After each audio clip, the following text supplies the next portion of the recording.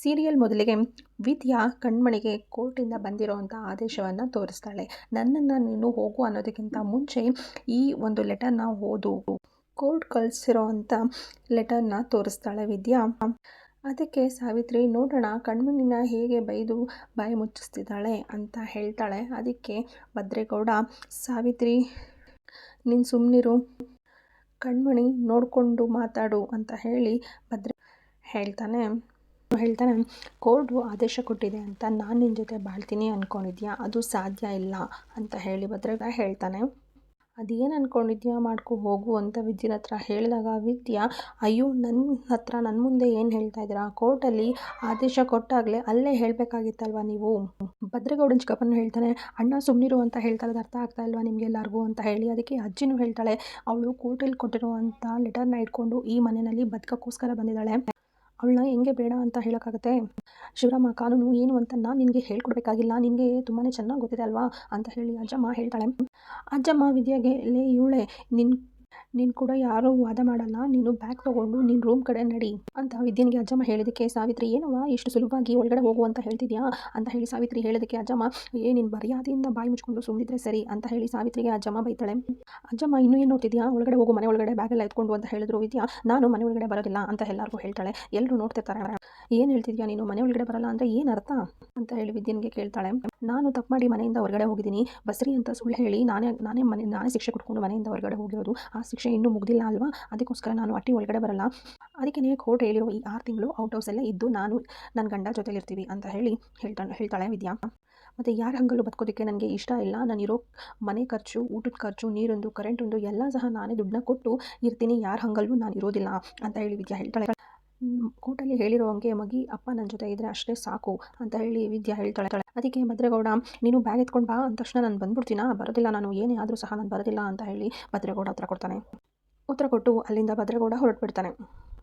ಶಿವರಾಮೇಗೌಡನ ತಮ್ಮ, ಅಣ್ಣ ಏನಣ್ಣ ಹಿಂಗಾಗೋಯ್ತು, ಕೋರ್ಟ್ ಹೇಳಿರೋ ಹಂಗೆ 6 ತಿಂಗಳು ಇರೋದಕ್ಕೆ ಭದ್ರ ಒಪ್ಕೊಳ್ತಾನ ಅಂತ ಕೇಳೋದಕ್ಕೆ, ನೋಡೋಣ ಬಾ ಹೋಗೋಣ ಅಂತ ಹೇಳಿ ಒಳಗಡೆ ಹೋಗ್ತಾರೆ. ಇನ್ನು ಬೇರೆಯವರೆಲ್ಲ ಒಳಗಡೆ ಹೋಗ್ತಾರೆ. ಅಜ್ಜಮ್ಮ, ವಿದ್ಯಾ ಅವರ ಅತ್ತೆ, ಕಣ್ಮಣಿ ಇಷ್ಟು ಜನ ಹೊರಗಡೆ ಇರ್ತಾರೆ. ಅಜ್ಜಮ್ಮ ಹೇಳ್ತಾಳೆ, ಇಷ್ಟೊಂದೆಲ್ಲ ಜೋರಾಗಿ ಮಾತಾಡ್ಬಿಟ್ಟು ಮನೆ ಒಳಗಡೆ ಬರಲ್ಲ ಅಂತ ಅಂದರೆ ಏನು, ಬಾ ಮನೆ ಒಳಗಡೆ ವಿದ್ಯಾ ಅಂತ ಹೇಳಿ ಕರೀತಾಳೆ ಅಜ್ಜಮ್ಮ ವಿದ್ಯಾಂಗೆ. ಆದರೆ ವಿದ್ಯಾ ಹೇಳ್ತಾಳೆ, ಇದಕ್ಕೆ ನನ್ನ ಮನಸ್ಸಾಕ್ಷಿ ಒಪ್ಪೋದಿಲ್ಲ, ನಾನು ಇವಾಗ ಶಿಕ್ಷೆಯಲ್ಲಿದ್ದೀನಿ, ನಾನು ಮಾಡಿರೋ ತಪ್ಪಿಗೆ ನಾನು ಶಿಕ್ಷೆ ಅನುಭವಿಸ್ತಾ ಇದ್ದೀನಿ, ಅದಕ್ಕೆ ನಾನು ಮನೆ ಒಳಗಡೆ ಬರೋದಿಲ್ಲ, ಔಟ್ ಹೌಸ್ ಕೀ ಕೊಡಿ, ನಾನು ಅಲ್ಲೇ ಇರ್ತೀನಿ ಅಂತ ಹೇಳ್ತಾಳೆ. ಚಂಪನಿಗೆ ಕೀ ತರಕ್ಕೆ ಅಂತ ಹೇಳ್ತಾರೆ. ಚಂಪ ಹೋಗಿ ಕೀ ತೊಗೊಂಡು ಬರೋಕ್ಕೆ ಅಂತ ಹೋಗ್ತಾಳೆ. ಅಜ್ಜಮ್ಮ ಹೇಳ್ತಾಳೆ, ಭದ್ರನು ಔಟ್ ಹೌಸಿಗೆ ಬರೋದಿಲ್ಲ ಅಂತ ಹೇಳಿದ್ನಲ್ಲ, ಇವಳೊಬ್ಬಳಲ್ಲಿ ಇದ್ಕೊಂಡು ಹೆಂಗೆ ಬಾಳ್ವೆ ಮಾಡಲು ಅಂತ ಹೇಳಿ ಕೇಳ್ತಾಳೆ. ಅದಕ್ಕೆ ವಿದ್ಯಾ, ಅಮ್ಮಮ್ಮ ಅವ್ರು ಏನು ಹೇಳಿದ್ರು ಅವ್ರನ್ನ ಅಲ್ಲಿಗೆ ಹೇಗೆ ಕರೆಸ್ಕೋಬೇಕು ಅಂತ ಗೊತ್ತಿದೆ, ಕರೆಸ್ಕೊಳ್ತೀನಿ ಅಂತ ಹೇಳಿ ಅಜ್ಜಮ್ಮನ ಹತ್ರ ಹೇಳ್ತಾಳೆ. ಅಜ್ಜಮ್ಮ ಮತ್ತು ಹೇಳ್ತಾಳೆ, ನೀನು ಈ ಅಟ್ಟಿ ಸೊಸೆ, ಇಲ್ಲಿರೋ ಅಧಿಕಾರ ನಿನಗಿದೆ. ಅಷ್ಟರಲ್ಲಿ ಚಂಪ ಓಡ್ ಬಂದು ಔಟ್ ಹೌಸ್ದು ಕೀ ಕೊಡೋಕೆ ಹೋಗ್ತಾಳೆ. ಅದಕ್ಕೆ ಅಜ್ಜಮ್ಮ, ಇವಳೊಬ್ಬಳು ಹೇಳಿದ ತಕ್ಷಣ ಓಡೋಗಿ ಬಂದು ಕೀ ಕೊಟ್ಬಿಡ್ತಾಳೆ ಅಂತ ಹೇಳಿ ಚಂಪನಿಗೆ ಬೈತಾಳೆ. ಇನ್ನು ವಿದ್ಯಾ ಅವರ ಅತ್ತೆನೂ ಹೇಳ್ತಾಳೆ, ಅಜ್ಜಮ್ಮನ ಹತ್ರ, ಅವಳು ಅಲ್ಲೇ ಇರಲಿ, ಅವಳು ಇಷ್ಟದಂತೆ ಅಲ್ಲೇ ಇರಲಿ, ಅವಳ ಗಂಡನ ಅವಳೇ ಕರೆಸ್ಕೋತಾಳೆ ಬಿಳಿಯತ್ತೆ ಅಂತ ಹೇಳಿ ಅಜ್ಜಮ್ಮನ ಹತ್ರ ವಿದ್ಯಾ ಅವರ ಅತ್ತೆ ಹೇಳ್ತಾಳೆ. ಅದಕ್ಕೆ ವಿದ್ಯಾ, ಏನಾದರೂ ಮಾಡ್ಕೊಳ್ಳಿ, ಇಷ್ಟೇ ಬುದ್ಧಿವಂತಿಕೆ, ಇಷ್ಟೇ ಆವೇಶ, ಅವನ್ನ ಔಟ್ ಹೌಸ್ಗೆ ಕರೆಸ್ಕೊಳ್ಳೋದಲ್ಲೂ ಇರಲಿ ಅಷ್ಟೇ ಅಂತ ಹೇಳಿ ಹೇಳ್ತಾಳೆ. ವಿದ್ಯಾ ಅವರ ಅತ್ತೆ ಕೀ ಕೊಡೋಕೆ ಬಂದಾಗ ವಿದ್ಯಾ ಹಾಗೆ ಕೀನ ಇಸ್ಕೊಳ್ಳೋದಿಲ್ಲ, ಅದಕ್ಕೆ ಇದು ಅಡ್ವಾನ್ಸ್ ಅಂತ ಹೇಳಿ ದುಡ್ಡನ್ನ ಕೊಟ್ಬಿಟ್ಟು ಔಟ್ ಹೌಸ್ ಕೀನ ವಿದ್ಯಾ ಇಸ್ಕೊತಾಳೆ. ಇನ್ನು ಅಜ್ಜಮ್ಮ, ಏನೇ ನನ್ನ ಸೊಸೆಗೆ ನೀನು ದುಡ್ಡು ಕೊಡ್ತಾ ಇದೆಯಾ ಮನೇಲಿ ಇರೋಕ್ಕೋಸ್ಕರ, ಹಂಗೆ ಗುರಾಯಿಸ್ಕೊಂಡು ನೋಡಿದ್ರೆ ಕಣ್ಗುಡ್ಡನ್ನ ಕಿತ್ಕೊಂಡು ಜಾಮೂನ್ ಮಾಡ್ಕೊಂಡು ನುಂಗ್ಬಿಡ್ತೀನಿ ಅಂತ ಹೇಳಿ ಅಜ್ಜಮ್ಮ ವಿದ್ಯಾನಿಗೆ ಬೈತಾಳೆ. ಅದಕ್ಕೆ ವಿದ್ಯಾ ಹೇಳ್ತಾಳೆ, ಆದರೂ ಪರವಾಗಿಲ್ಲ ಅಜ್ಜಮ್ಮ, ಹಾಗೆ ಇರೋದಕ್ಕೆ ನನ್ನ ಸ್ವಾಭಿಮಾನ ಒಪ್ಪಲ್ಲ, ಇದನ್ನ ತಗೊಳ್ಳೇಬೇಕು ಅಂತ ಹೇಳಿ ಅವರ ಅತ್ತೆಗೆ ದುಡ್ಡನ್ನ ಕೊಡ್ತಾಳೆ. ಅಜ್ಜಮ್ಮ ಮೌನಿಗೆ, ಮೌನ ನಿನ್ನ ಸೊಸೆ ಭಾರಿ ಅಟವಾದಿ ಕಣೆ, ನೀನೇ ನನ್ನ ಮಾತನ್ನ ಕೇಳ್ತಾ ಇದ್ದೆ, ಇವಳು ನೋಡು ಕೇಳದೇ ಇಲ್ಲ ಅಂತ ಹೇಳಿದಕ್ಕೆ ವಿದ್ಯಾ, ಅಮ್ಮಮ್ಮ ಇದೊಂದು ವಿಷಯದಲ್ಲಿ ನನ್ನ ಕ್ಷಮಿಸ್ಬಿಡಿ ಅಂತ ಹೇಳಿ ಹೇಳ್ತಾಳೆ. ವಿದ್ಯಾ ಕೀನು ಇಸ್ಕೊಂಡು ತೊಟ್ಲನ್ನು ತೊಗೊಂಡು ಅಲ್ಲಿಂದ ಹೊರಡ್ತಾ ಇರ್ತಾಳೆ. ಅಷ್ಟರಲ್ಲಿ ಅಜ್ಜಮ್ಮ ಬಂದು ನಿಂತ್ಕೋ ಅಂತ ಹೇಳಿ ನಿಲ್ಲಿಸ್ತಾಳೆ. ಈ ತೊಟ್ಲನ್ನು ಎಲ್ಲಿಗೆ ತೊಗೊಂಡು ಹೋಗ್ತಾ ಇದೆಯಾ, ಎಲ್ಲಿಗೂ ತೊಗೊಂಡು ಹೋಗ್ಬೇಡ, ಇಲ್ಲಿವರೆಗೂ ಆಗಿದ್ದೆ ಸಾಕು, ಮಗು ಹುಟ್ಟಕ್ಕೂ ಮುಂಚೆ ಯಾವುದೇ ಮಗುಗೆ ಸಂಬಂಧಪಟ್ಟಿರೋ ಯಾವುದೇ ವಸ್ತು ಬರಬಾರ್ದು, ಈ ತೊಟ್ಲು ಬಂದು ಇಷ್ಟೊಂದೆಲ್ಲ ರಾಮಾಯಣ ಆಗಿದೆ, ಇದೆ ಸಾಕು ಅಂತ ಹೇಳಿ ಇದನ್ನ ಫಸ್ಟ್ ಹೊಟ್ಟೆಗೆ ಇಟ್ಸುಮೋಣ ಅಂತ ಹೇಳಿ ಹೇಳ್ತಾಳೆ. ಮಗು ಅಳು ಸೌಂಡ್ ಕೇಳೋವರೆಗೂ ಮನೆಗೆ ಯಾವುದೇ ಮಗುಗೆ ಸಂಬಂಧಪಟ್ಟಿದ್ದು ಹೊಸ ವಸ್ತು ಯಾವುದೇ ಬರಲೇಬಾರ್ದು ಅಂತ ಹೇಳಿ ಷರತ್ತಾಗ್ತಾಳೆ ಅಜ್ಜಮ್ಮ.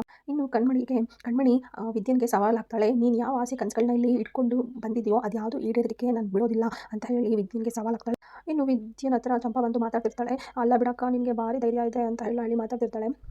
ಕೋರ್ಟ್ ಕೊಟ್ಟಿರೋ ಆದೇಶ ತಗೊಂಡು ಬಂದು ನೀನು ಚೆನ್ನಾಗಿ ಮಾತಾಡಿದೆ ಅಂತ ಹೇಳಿ ಹೇಳ್ತಿರ್ತಾಳೆ. ಹೌದು, ಕಾನೂನು ಪ್ರಕಾರ ದೂರ ಆಗಬೇಕು ಅಂತ ಹೇಳಿ ಹೇಳಿದವ್ರಿಗೆ ಕಾನೂನು ಪ್ರಕಾರನೇ ಉತ್ತರ ಕೊಟ್ಟಿದ್ದೀನಿ ಅಂತ, ಆದರೂ ಅಕ್ಕ ನೀನು ಬಂದು ಅಲ್ಲೇ ಇರಬೇಕಾಗಿತ್ತು, ನಿನ್ಗೆ ಮನೆ ಸೊಸೆ ಅಂತ ಅಧಿಕಾರ ಎಲ್ಲ ಇದೆ ಅಲ್ವಾ ಅಂತ ಹೇಳಿ ವಿದ್ಯನ ಹತ್ರ ಹೇಳಿದಾಗ ವಿದ್ಯಾ, ಅಧಿಕಾರ ಇದೆ ಅಂತ ಅದಕ್ಕಿಂತ ಮುಖ್ಯ ನನ್ನ ಸ್ವಾಭಿಮಾನನೇ ನನಗೆ ಎಲ್ಲ ಅಂತ ಹೇಳಿ ವಿದ್ಯಾ ಹೇಳ್ತಾಳೆ.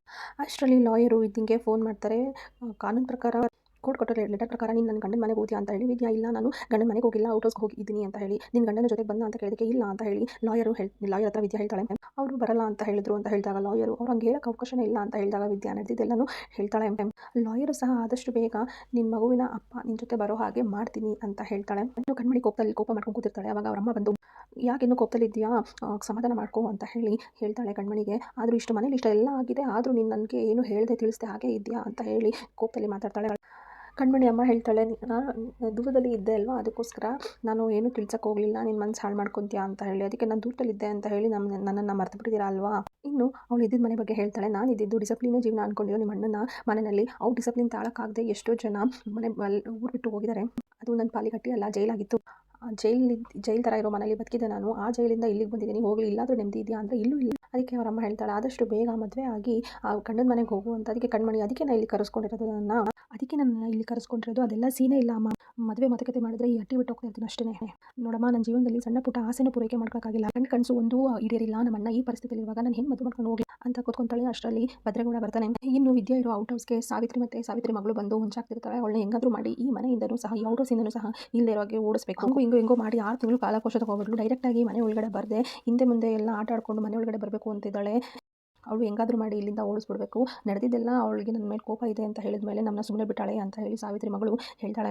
ಓಡಿಸ್ಬೇಕು ಅಂತ ಹೇಳಿದಾಗ ಸಾವಿತ್ರಿ ಹೇಳ್ತಾಳೆ, ಕೋರ್ಟ್ ಆದೇಶ ತಗೊಬಂದವಳ ನಾವು ಹೆಂಗೆ ಓಡಿಸೋಕ್ಕಾಗುತ್ತೆ, ಆ ಥರ ಏನಾದರೂ ಓಡಿಸ್ಬಿಟ್ರೆ ಕೋರ್ಟು ನಮ್ಮನ್ನ ಸುಮ್ಮನೆ ಬಿಡೋದಾ, ಸದ್ಯ ಇಲ್ದಂಗೆ ಅವಳಿಗೆ ಹೊಡೆತ ಕೊಡಬೇಕು, ಅವಳನ್ನ ಇಲ್ಲಿಂದ ಓಡಿಸ್ಬೇಕು ಅಂದಾಗ ಸಾವಿತ್ರಿ ಅವರಮ್ಮ ಹೇಳ್ತಾಳೆ, ಏನು ಮಾಡಬೇಕು ಅಂತ ಬಿಡಿಸಿ ಹೇಳೆ ಅಂತ.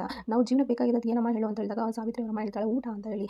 ಸಾವಿತ್ರಿ ಜೀವನ ಬೇಕಾಗಿರೋದು ಬರೀ ಊಟನ, ಗಾಳಿ ಬೆಳಕು ನೀರಲ್ವಾ ಅಂತ ಹೇಳಿ ಹೇಳ್ತಾಳೆ. ಅದೇ ಅವಳಿಗೆ ಸಿಕ್ಕಂಗೆ ಮಾಡಿದ್ರೆ ಹೆಂಗೆ, ನಿನ್ನ ತಲೆ ಅಂದರೆ ತಲೆ ಕಣೆ, ನಂದೇ ತಲೆ ಅಂದ್ಕೊಂಡಿದ್ದೆ, ನಿಂದು ನನಗಿಂತ ಸೂಪರ್ ಆಗಿದೆ ತಲೆ ಅಂತ ಹೇಳಿ ಮಗಳನ್ನ ಹೊಗಳ್ತಾಳೆ. ಹಿಂಗೆ ಮಾಡಿ ಅವಳನ್ನ ಓಡಿಸೋ ಕೆಲಸ ಮಾಡಬೇಕು ಅಂತ ಹೇಳಿ ನೀರಿನ ವಾಲ್ನ ಬಂದ್ ಮಾಡೋಕ್ಕೆ ಹೋಗ್ತಾರೆ. ಅವರು ನೀರಿನ ವಾಲ್ನ ಬಂದ್ ಮಾಡಬೇಕಾದ್ರೆ ವಿದ್ಯಾ ನೋಡ್ಬಿಡ್ತಾಳೆ. ನನಗೆ ಗೊತ್ತಿತ್ತು ನೀವು ಈ ಥರ ಕಿತಾಪತಿ ಮಾಡ್ತೀರಾ ಅಂತ, ಇದಕ್ಕೆಲ್ಲ ನಾನು ತಯಾರಾಗಿ ಬಂದಿದ್ದೀನಿ ಅಂತ ವಿದ್ಯಾ ಅನ್ಕೊತಾಳೆ. ವಿದ್ಯಾ ಹೇಳ್ತಾಳೆ, ಎದ್ರುಕೊಂಡು ಓಡೋಗ್ತೀನಿ ಅಂದ್ಕೊಂಡಿದ್ರೆ ಅದು ನಿಮ್ಮ ಭ್ರಮೆ, ಇದನ್ನು ನಿಮ್ಮ ಕೈಯಿಂದನೇ ಸರಿ ಮಾಡಿಸ್ತೀನಿ ನೀವು ಮಾಡಿರೋ ತಪ್ಪನ ಅಂತ ಹೇಳಿ ಹೇಳ್ತಾಳೆ. ಅಲ್ಲಿಗೆ ಇವತ್ತಿನ ಸಂಚಿಕೆ ಮುಕ್ತಾಯವಾಗಿದೆ.